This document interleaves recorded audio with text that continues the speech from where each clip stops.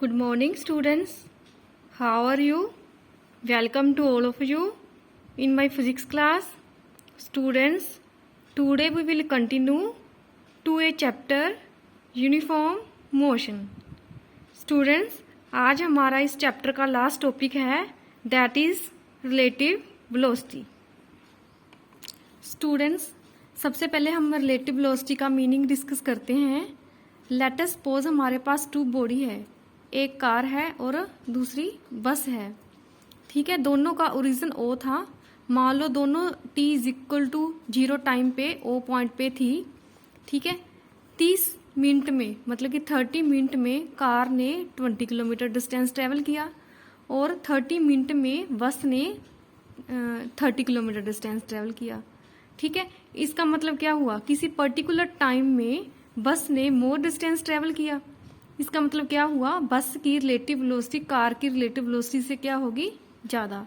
इसको हम कहते हैं रिलेटिव वेलोसिटी. हम अब रिलेटिव वेलोसिटी की डेफिनेशन को रीड करते हैं. It is defined as the time rate of change of relative position of one object with respect to another object. Relative velocity को हम कैसे डिफाइन करेंगे, एक ऑब्जेक्ट दूसरे के विद रिस्पेक्ट टू कितनी अपनी पोजीशन चेंज करता है.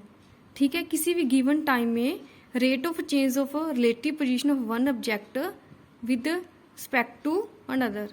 ठीक है, मान लो कार अपनी पोजीशन ज्यादा चेंज करती है एज कंपैरिजन टू बस में, तो कार की रिलेटिव वेलोसिटी बस की रिलेटिव वेलोसिटी से मोर होएगी.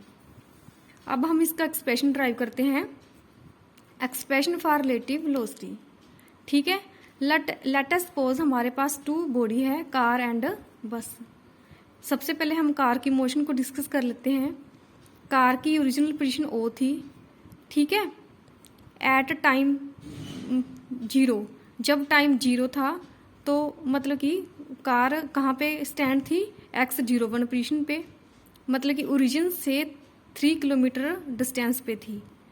ठीक है, फिर कार ने v1 वेलोसिटी से मूव करना स्टार्ट किया. एट टाइम t कार की पोजीशन होगी x1. ठीक है, मतलब कि कार ने किसी गिवन इंटरवल ऑफ टाइम में 8 किलोमीटर डिस्टेंस ट्रेवल किया. तो हम कार की मोशन को जो ओकेशन से कैसे रिप्रेजेंट करेंगे, मतलब कि जो कार की पोजीशन है एट टाइम t क्या है, x1. ठीक है, x1 क्या आएगा हमारे पास, x01 प्लस x01 से x1 तक का डिस्टेंस. ठीक है, x0 से x1 के डिस्टेंस को हम कैसे रिप्रेजेंट करेंगे, v1 इंटू टी, क्योंकि हमें पता है वेलोसिटी का formula displacement upon time, displacement is equal to velocity into time. ठीक है, मान लो हमारे पास ओरिजिन से x01 की जो डिस्टेंस था वो 3 किलोमीटर था और x01 से x1 का डिस्टेंस 8 किलोमीटर था. जो टोटल डिस्टेंस होएगा 3 plus 8 11, that is x1 distance. Okay, next हम बस की मोशन को देख लेते हैं. मान लो बस की जो ओरिजिनल पोजीशन है ओ थी, बट एट टाइम 0 पे बस कहाँ पे है, x02 पे. ठीक है, फिर इसने v2 वेलोसिटी से मूव करना स्टार्ट किया. किसी गिवन इंटरवल ऑफ टाइम में बस की पोजीशन होगी x2 एट ए टाइम t. ठीक है, जब बस ने v2 वेलोसिटी से मूव करना स्टार्ट किया तो x02 और x2 का डिस्टेंस कितना आएगा, v2t, क्योंकि बस की वेलोसिटी कितनी है, v2. वेलोसिटी का फॉर्मूला होता है डिस्प्लेसमेंट अपॉन टाइम. डिस्प्लेसमेंट किसके इक्वल आएगा, v2 इंटू टी. और x02 और x2 का डिस्टेंस मान लो 10 किलोमीटर है और 0 से ओरिजिनल से x02 का डिस्टेंस 5 किलोमीटर है. इसलिए हम 0 से x2 टोटल डिस्टेंस को कितना होएगा, x2, उसको हम रिप्रेजेंट करेंगे x02 प्लस v2 5. ठीक है, अगर हम न्यूमेरिकल वैल्यू में देखें तो 0 से x2 डिस्टेंस क्या आएगा, 5 प्लस 10 किलोमीटर. इसी को हम x2 बोलते हैं. अब हम क्या करेंगे, ये हमारे पास इक्वेशन 1 है, ये हमारे इक्वेशन 2 है. 2 को 1 से सब्ट्रैक्ट कर देंगे. जब हमने सेकंड इक्वेशन को 1 से सब्ट्रैक्ट किया तो हमारे पास ये इक्वेशन आ गई. ठीक है, अब हम इस टर्म और इस टर्म को एक ब्रैकेट में लिख लेते हैं. इस टर्म में से कॉमन आ गया t तो ब्रैकेट के अंदर रह गया v2 माइनस v1। ठीक है, अब हमारे पास क्या आ गया, distance x is equal to x naught plus t v2 minus v1। x02 minus x01 को हमने x नोट से रिप्रेजेंट कर दिया, x2 माइनस x1 को हमने x से रिप्रेजेंट कर दिया। ठीक है, x नोट को हम लेफ्ट हैंड साइड में ले गए, तो राइट हैंड साइड में हमारे पास टर्म रहेगी v2 minus v1 into T. T को हम x माइनस एक्स नोट के अपॉन में ले आए, तो x minus x naught upon T किसके इक्वल आ गया, v2 माइनस v1। हमने x2 माइनस x1 को x कंसीडर किया है, इसका मतलब है relative displacement of object b with respect to a at any time t। ठीक है, मतलब टाइम t पे इन दोनों की जो पोजीशन में क्या अंतर था। x02 माइनस x01 को हमने x नोट से रिप्रेजेंट किया है, मतलब कि initial displacement of b object with respect to a at time t। ठीक है, मतलब कि टाइम जब 0 था, इन दोनों की जो पोजीशन है उसमें क्या डिफरेंस था। ठीक है, यहाँ से क्लियर हो रहा है। मान लो टाइम 0 था, कार की पोजीशन थी x01 पे, मतलब कि ओरिजिन से डिस्टेंस था 3 किलोमीटर। बस की पोजीशन थी x02 पे, मान लो ओरिजिन से डिस्टेंस था 5 किलोमीटर। इन दोनों की पोजीशन में कितना डिफरेंस था, 2 किलोमीटर। ठीक है, अब जो हमारे पास लेफ्ट हैंड साइड में टर्म आ गई, this is the relation which gives us time rate of change of relative position of object B with respect to A, that is the relative velocity of B with respect to A. क्योंकि starting में जब मैंने आपको relative velocity की definition बताई थी, तो क्या बताया था, रिलेटिव वेलोसिटी का फॉर्मूला क्या होता है, time rate of change of relative position of object B with respect to A. ठीक है, और इसको हम क्या रिप्रेजेंट कर देंगे, रिलेटिव वेलोसिटी। इसको हम रिलेटिव वेलोसिटी लिख देंगे va। ठीक है, v पहले लिखा है, a बाद में लिखा है। इसका मीनिंग है b की वेलोसिटी a से ज़्यादा है। जब b की वेलोसिटी a से ज़्यादा होएगी तो उसको हम बोलेंगे relative velocity of b with respect to a। इसका फॉर्मूला आएगा v2 माइनस v1, मतलब कि यहाँ पे b आएगा, यहाँ पे a आएगा। Velocity of b minus velocity of a। जब a की वेलोसिटी b से मोर होएगी तो हम बोलेंगे relative velocity of a with respect to b, मतलब कि a की मोर होएगी, b की लेस होएगी। उसका फॉर्मूला होएगा v1 माइनस v2, मतलब velocity of a minus velocity of b। ठीक है, जो मतलब कि b a है विल बी 0, पॉजिटिव और नेगेटिव। इसकी वैल्यू 0 भी हो सकती है, पॉजिटिव भी हो सकती है, नेगेटिव भी हो सकती है। क्योंकि अगर इन दोनों की वेलोसिटी इक्वल होएगी तो हम बोलेंगे relative velocity of b with respect to a ये 0। अगर b की वेलोसिटी a से मोर होएगी तो हम बोलेंगे relative velocity of b is greater then a, तो हम इसको वैल्यू को पॉजिटिव कंसीडर करेंगे।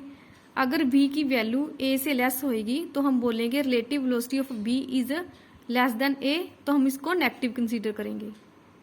आगे हम डिस्कस करते हैं position time graph in relative velocity.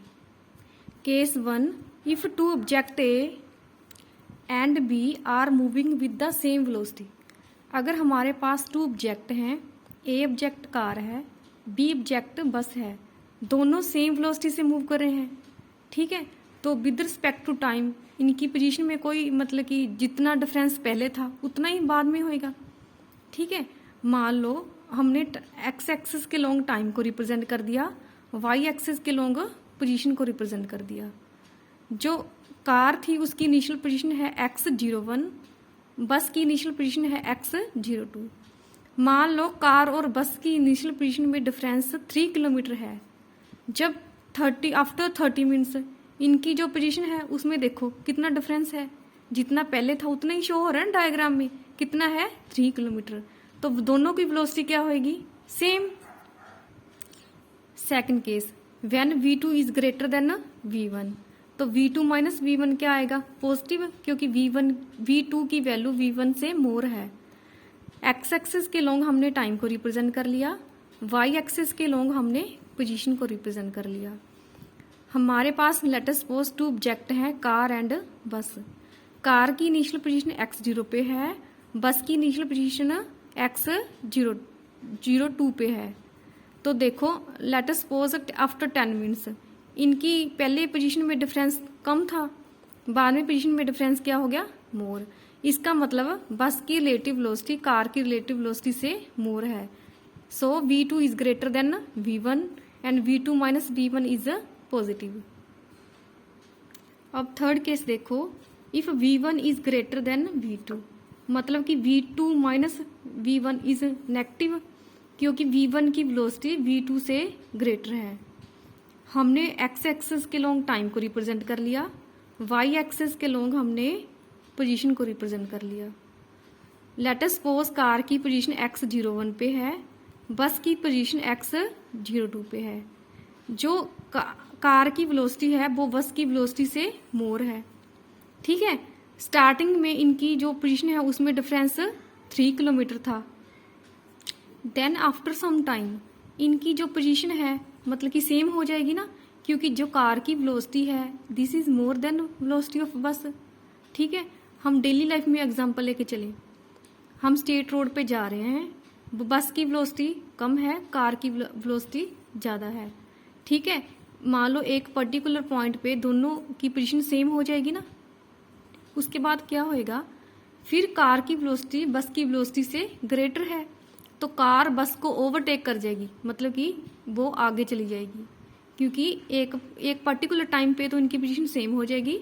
उसके बाद मतलब कि कार मोर डिस्टेंस ट्रेवल कर लेगी एज कंपैरिजन टू बस, ठीक है। ये हमारे पास 3 केस थे, when v1 is equal to v2, v2 is greater than v1 and v1 is greater than v2।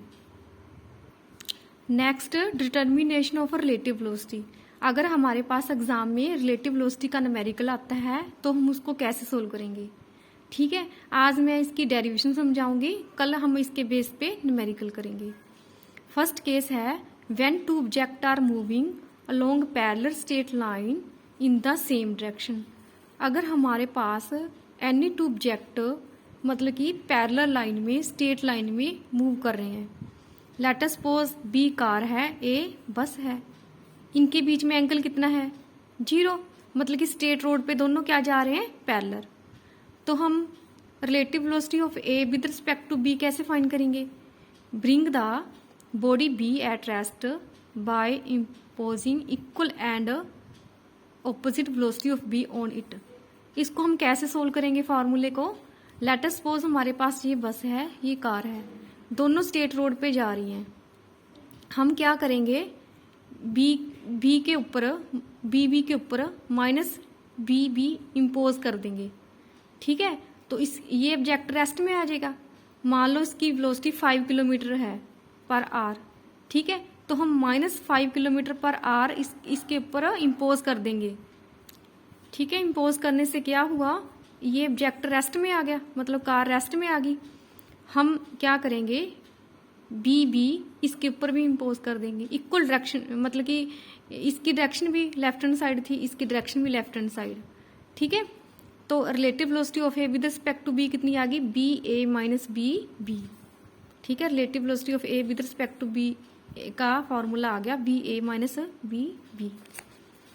Next, ऐसे हम फाइंड कर सकते हैं relative velocity of A with respect to B, ठीक है। अगर मतलब कि बी की वेलोसिटी मोर है ए से, तो हम उसको रिप्रेजेंट करेंगे रिलेटिव वेलोसिटी ऑफ बी, मतलब कि बी को पहले लिखेंगे, ए को बाद में लिखेंगे, is equal to B minus B A. अगर ए की वेलोसिटी ज़्यादा है तो हम उसको राइट करेंगे बी ए भी, मतलब कि ए को पहले राइट करेंगे, बी को बाद में, is equal to B A minus B. Okay students, कल हम इसके बेस पे न्यूमेरिकल सोल्व करेंगे। हमारा ये चैप्टर कंप्लीट हो चुका है। आपने ध्यान से इसको अच्छे से स्टडी करना है, नोट्स बनाने हैं।